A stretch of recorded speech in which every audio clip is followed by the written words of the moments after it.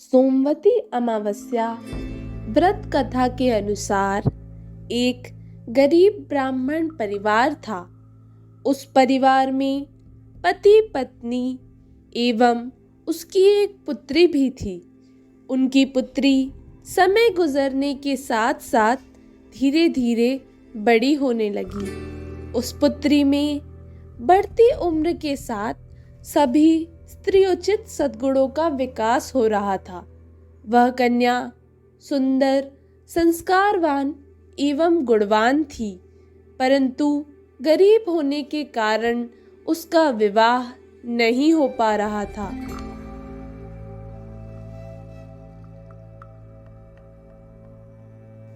एक दिन उस ब्राह्मण के घर एक साधु महाराज पधारे। साधु उस कन्या के सेवा भाव से अत्यधिक प्रसन्न हुए। कन्या को लंबी आयु का आशीर्वाद देते हुए साधु ने कहा कि इस कन्या के हाथ में विवाह योग्य रेखा नहीं है। तब ब्राह्मण दंपत्ति ने साधु से इसका उपाय पूछा। कन्या ऐसा क्या करे कि उसके हाथ में विवाह योग्य रेखा बन जाए।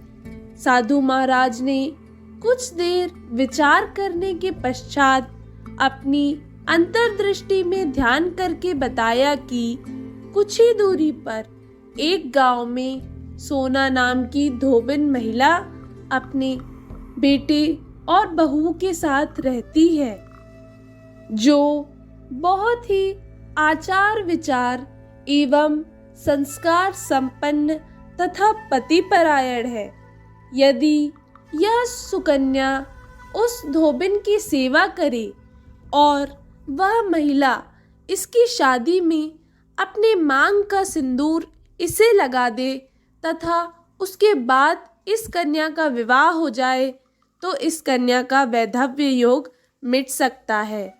साधु ने यह भी बताया कि वह महिला कहीं बाहर आती जाती नहीं है।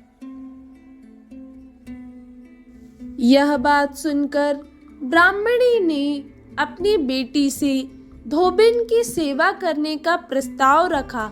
अगले दिन से ही कन्या प्रातः काल ही उठकर सोना धोबिन के घर जाकर साफ सफाई एवं अन्य सारे कार्य करके अपने घर वापस आने लगी। एक दिन सोना धोबिन अपनी बहू से पूछती है कि तुम तो सुबह ही उठकर सारे काम कर लेती हो और पता भी नहीं चलता। बहू ने कहा, माँ जी, मैंने तो सोचा कि आप सुबह उठकर सारे काम खुद ही खत्म कर लेती हैं। मैं तो देर से उठती हूँ। यह सब जानकर दोनों सास बहू घर की निगरानी करने लगी कि कौन है जो सुबह ही घर का सारा काम करके चला जाता है। कई दिनों के बाद धोबिन ने देखा कि एक कन्या मुंह ढके अंधेरे में घर में आती है और सारे काम करने के बाद चली जाती है। जब वह जाने लगी तो सोना धोबिन ने उससे पूछा कि आप कौन हैं और इस तरह छुपकर मेरे घर की चाकरी क्यों करती हैं? तब कन्या ने साधु द्वारा कही गई सारी बात बताई। सोना धोबिन पतिपरायण थी, अतः उसमें तेज था। वह तैयार हो गई। सोना धोबिन के पति थोड़ा अस्वस्थ थे। उसने अपनी बहू से अपने लौट आने तक घर पर ही रहने को कहा। सोना धोबिन ने जैसे ही अपने मांग का सिंदूर उस कन्या की मांग में लगाया, सोना धोबिन का पति मर गया। उसे इस बात का पता चल गया। वह घर से निराजल ही निकली थी। यह सोचकर कि रास्ते में कहीं पीपल का पेड़ मिलेगा तो उसे भंवरी देकर और उसकी परिक्रमा करके ही जल ग्रहण करेगी। उस दिन सोमवती अमावस्या थी। ब्राह्मण के घर मिले पुए पकवान की जगह उसने ईंट के टुकड़े से 108 बार भंवरी देकर 108 बार पीपल के पेड़ की परिक्रमा की और उसके बाद जल ग्रहण किया।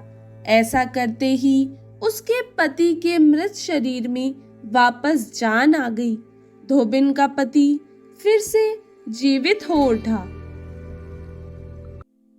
हे सोमवती अमावस्या माता, जैसा आपने इन्हें सुहाग दिया वैसा सबको देना, एवं कथा सुनने वाले और कथा कहने वाले के परिवार को भी सुखी रखना।